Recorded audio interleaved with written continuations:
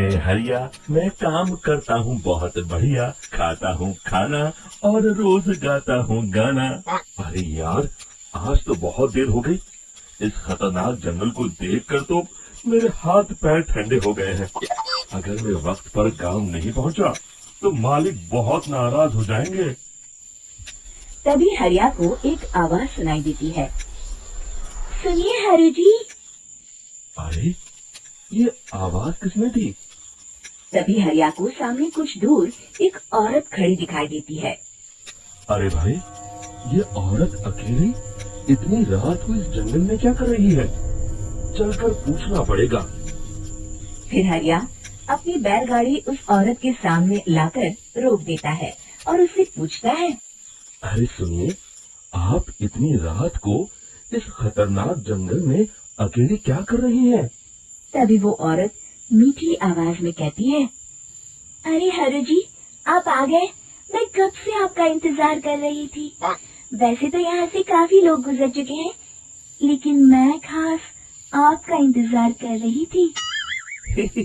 अच्छा, तुम सच कह रही हो? मुझे तो यकीन नहीं हो रहा है। वो क्या है ना, आज तक किसी ने मुझसे इतने प्यार से बात नहीं की। हाँ हाँ हरु जी, मैं सच कह रही हूँ। अब देर मत करिए और जल्दी से मुझे मेरे घर तक छोड़ दीजिए। हाँ हाँ, कौन सी बड़ी बात है, अभी छोड़ देता हूँ। आप मेरे पीछे बैलगाड़ी में बैठ जाइए और मुझे रास्ता बताते चलिए। फिर वो औरत हरिया की बैलगाड़ी में बैठ जाती है और हरिया बैलगाड़ी हाँकता हुआ आगे चल पड़ता है। फिर उस औरत के बताए हुए रास्ते पर चलते चलते हरिया बैलगाड़ी लेकर एक काली गुफा के आगे आकर रुक जाता है। हरिया उस औरत से पूछता है। हाँ देवी जी, आपका घर कहाँ है?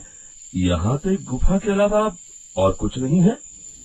तभी अचानक वो औरत हवा में उड़ने लगती है। देखते ही देखते उसका सुंदर रूप एक डरावनी चुड़ैल में बदल जाता है और वो जोर जोर से हंसती है। अरे तू तो एकदम बेवकूफ निकला। तू तो भैया आसानी से मेरी बातों में आ गया। अरे मर गया रे, ये तो एक चुड़ैल है। हे भगवान बचा ले, ये तो बड़ी डरावनी दिखाई दे रही है।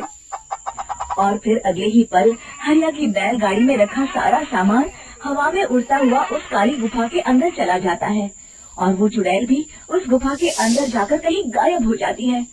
हरिया ये नजारा देख बुरी तरह घबरा और परेशान हो जाता है। अरे, ये चुड़ैल तो मेरा सारा सामान लेकर गुफा में गायब हो गई। अब क्या होगा? अगर मैं गांव खाली हाथ गया तो मालिक मेरी अच्छी खबर लेंगे। मेरी इस बात का कोई यकीन भी नहीं करेगा। फिर आखिर वही हुआ। हरिया के मालिक चंपक सेठ को हरिया की किसी भी बात पर रत्ती भर भी यकीन नहीं हुआ। चंपक सेठ को लगा हरिया झूठ बोल रहा है और उसने ही लालच में आकर सारा सामान हड़प कर लिया है। फिर हरिया को बेईमान समझकर चंपक सेठ उसे काम से निकाल देता है। अगले दिन अपनी दुकान में परेशान बैठा चंपक सेठ गुस्से में बड़बड़ाता है। अरे, दुकान में तो सामान बिल्कुल भी नहीं है। अब मुझे ही शहर जाकर सामान लाना होगा। फिर वो अपनी बैलगाड़ी लेकर शहर चला जाता है।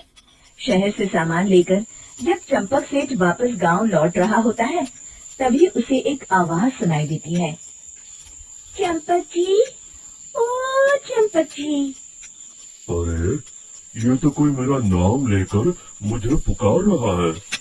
फिर उस रास्ते में वही औरत खड़ी दिखाई देती है।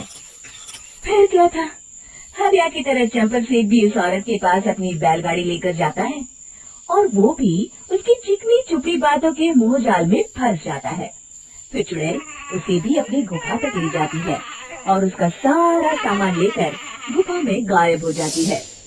बेचारा चंपक सेठ लाचार होकर खाली हाथ गांव लौट आता है। फिर ये उस जंगल में रोज की बात हो जाती है। जो कोई भी शहर से कुछ लेकर गांव की तरफ लौटता, वो चुड़ैल उसे बेवकूफ बनाकर उसका सारा सामान लेकर गुफा में गायब हो जाती।